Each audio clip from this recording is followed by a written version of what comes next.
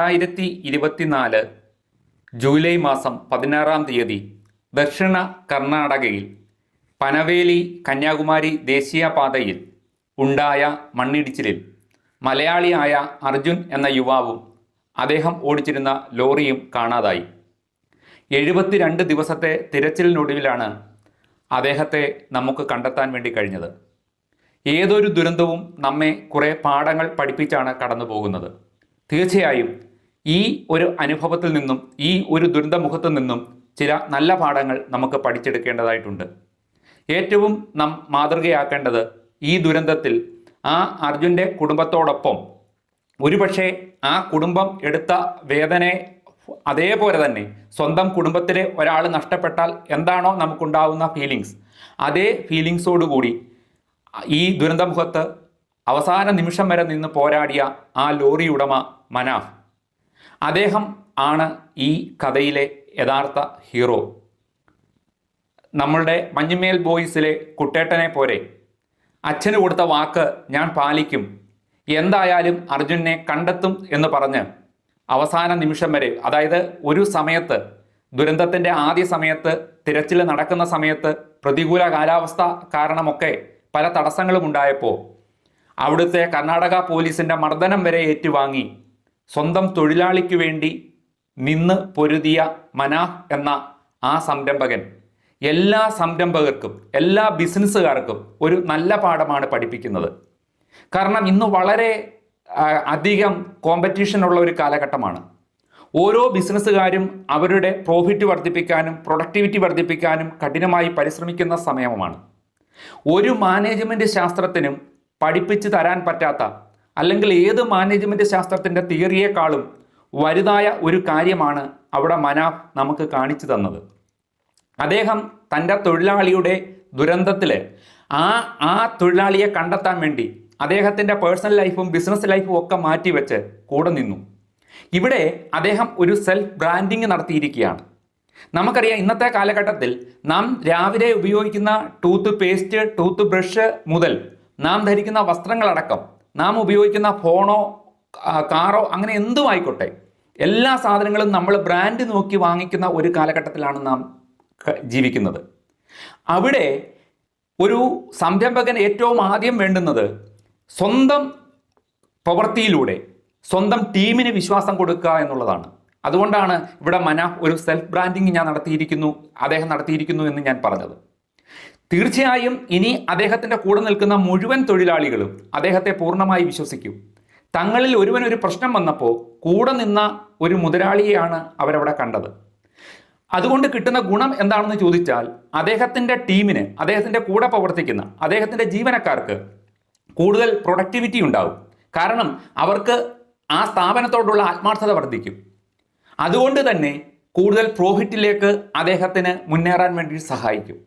മാത്രവുമല്ല, നാളുകളിൽ എന്തെങ്കിലും ഒരു ബിസിനസ് അദ്ദേഹം ഇത് അല്ലാതെ പുതുതായിട്ട് തുടങ്ങിയാലും കേരളത്തിനകത്തുള്ള മലയാളികൾ മാത്രമല്ല, ലോകത്തുള്ള എല്ലാ മലയാളികളും ഈ മനാഫ് എന്ന് പറയുന്ന ഈ ചെറുപ്പക്കാരൻ്റെ കസ്റ്റമർ ആവാൻ സന്തോഷത്തോടു കൂടി തയ്യാറാകും. കാരണം അദ്ദേഹത്തിൻ്റെ മികവ് അദ്ദേഹം പ്രവൃത്തിയിലൂടെ തെളിയിച്ചു. ഇത് എല്ലാ സംരംഭകരും പാഠമാക്കേണ്ട ഒരു കാര്യമാണ്. നാം ഒരു സംരംഭകനാണെങ്കിൽ തീർച്ചയായും വിശ്വാസ്യത, ട്രസ്റ്റ് എന്ന് പറയുന്ന ഒരു കാര്യം നാം മുറുകെ പിടിക്കണം. അത് കേവലം വാക്കുകളിലല്ല, പ്രവൃത്തിയിലൂടെ അത് നാം കാണിച്ചു കൊടുക്കണം. നാളുകളിൽ നാം ചെയ്യുന്ന നല്ല പ്രവൃത്തി മറ്റൊരു രൂപത്തിൽ നമുക്ക് തന്നെ സഹായകരമായി വരും എന്നുള്ളതാണ് പാഠം 1. രണ്ടാമത്തെ പാഠം, ഈ ഒരു രംഗത്ത് അദ്ദേഹം നിന്നപ്പോൾ, ഇതിനുവേണ്ടി അദ്ദേഹം പോരാടിയപ്പോൾ സോഷ്യൽ മീഡിയയിൽ അദ്ദേഹത്തിന് നേരെ നടന്ന സൈബർ അറ്റാക്കാണ്. ആ വാഹനത്തിൽ ചന്ദനത്തടിയാണെന്നും കള്ളക്കടത്താണെന്നും ഭീകരവാദിയായി പോലും അദ്ദേഹത്തെ ചിത്രീകരിക്കുന്ന തരത്തിൽ പലതരത്തിലുള്ള കമൻസും വന്നു. അവസാനം അർജുനെ കണ്ടെത്തിയ സമയത്ത് അദ്ദേഹം അതൊക്കെ പറഞ്ഞ് പൊട്ടിക്കരയുന്നുണ്ട് ക്യാമറയ്ക്ക് മുമ്പിൽ. എനിക്കത് താങ്ങാൻ പറ്റി, ഒരു പക്ഷേ എല്ലാ മനുഷ്യനും അത് കഴിയില്ല, തകർന്നു പോയേനെ എന്നൊക്കെ അദ്ദേഹം പറയുന്നുണ്ട്. പഴയ ഒരു ചൊല്ലുണ്ട്, അമ്മയെ തല്ലിയാലും രണ്ട് പക്ഷത്തും ആളുണ്ടാകും. അമ്മയെ തല്ലിയത് നന്നായെന്ന് പറയുന്ന ആളും ഉണ്ടാകും, പെറ്റമ്മയാണോ തല്ലിയത് എന്ന് ചോദിക്കുന്ന ആളും ഉണ്ടാകും എന്ന് പറയാറുണ്ട്. അതുപോലെയാണ് ലോകം. എപ്പോഴും നിങ്ങൾ ഒരു നല്ല പ്രവൃത്തി ചെയ്താൽ പോലും എല്ലാവരുടെയും അംഗീകാരം, എല്ലാവരുടെയും സ്നേഹം കിട്ടുമെന്ന് പ്രതീക്ഷിക്കരുത്. നമ്മളെ വിമർശിക്കാൻ ആളുണ്ടാകും, കുറ്റപ്പെടുത്താൻ ആളുണ്ടാകും, പരിഹസിക്കാൻ ആളുണ്ടാകും.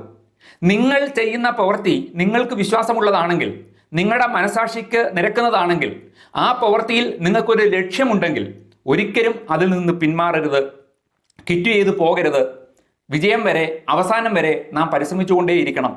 ഇന്നലകളിൽ നിങ്ങളെ ആരാണോ കുറ്റപ്പെടുത്തിയത് അവർ തന്നെ നിങ്ങൾ ലക്ഷ്യം കാണുമ്പോൾ നിങ്ങളെ പുകഴ്ത്താനും പാടി പുകഴ്ത്താനും നിങ്ങളോടൊപ്പം നിൽക്കാനും ഒക്കെ ഉണ്ടാകും. പാതി വഴിയിൽ ഉപേക്ഷിച്ചാൽ പരാജയപ്പെട്ടവനെ ആരും ഓർക്കില്ല. അപ്പോൾ അതുകൊണ്ട് നാം ഒരു ദൗത്യം ഏറ്റെടുത്താൽ സമൂഹത്തിൻ്റെ അഭിപ്രായത്തിന് വേണ്ടി കാത്തു നിൽക്കാതെ അത് വിജയിപ്പിക്കണം എന്നുള്ളതാണ് രണ്ടാമത് മനാഫ് നമ്മളെ പഠിപ്പിക്കുന്ന പാഠം. മൂന്നാമത്തെ പാഠം നമ്മൾ മുഴുവൻ മലയാളികളും ചേർന്ന് ചരിത്രം ആക്കിയതാണ്. അതായത് മലയാളികൾ എന്ന് വെച്ച് കഴിഞ്ഞാൽ പ്രവാസ ലോകത്ത് ഏറ്റവും കൂടുതലുള്ളത് മലയാളികളാണ്. ലോകത്തിൻ്റെ എല്ലാ ഭാഗത്തും മലയാളികളുണ്ട്. അപ്പോൾ നമ്മളിൽ ഒരുവന് ലോകത്തിൽ എവിടെ എന്ത് പ്രശ്നം ഉണ്ടായാലും അവൻ ഒറ്റയ്ക്കല്ല, നമ്മുടെ സമൂഹം കൂടെ നിൽക്കും എന്ന് നാം ലോകത്തെ കാണിച്ചു കൊടുത്ത ദിവസങ്ങളാണ് കടന്നുപോയത്. അത് വലിയൊരു പാഠമാണ്. കാരണം മനുഷ്യൻ എന്ന് പറയുന്നത് സാമൂഹ്യ ജീവിയാണ്. ഏത് സമയത്തും തീമഴയായി ദുരന്തങ്ങൾ ഏതൊരു മനുഷ്യൻ്റെ ജീവിതത്തിലും കടന്നു വരാം. ആ സമയത്ത് നമുക്ക് ഒറ്റയ്ക്ക് നിന്നാൽ നമുക്ക് അതിനെ പോരാടി തോൽപ്പിക്കാൻ സാധിക്കില്ല. അപ്പോൾ ഏതൊരാപത്തിലും നമ്മളെ സഹായിക്കാൻ ഈ കാലഘട്ടത്തിലും നല്ല മനുഷ്യരുണ്ട് എന്ന് ഈ സംഭവം തെളിയിക്കുന്നു. മനാഫ് മാത്രമല്ല, ഇദ്ദേഹത്തെ കണ്ടെത്താൻ വേണ്ടി ധാരാളം പേര് അക്ഷീണം പ്രവർത്തിച്ചു, ഭരണകൂടം പ്രവർത്തിച്ചു, മാധ്യമങ്ങൾ പ്രവർത്തിച്ചു.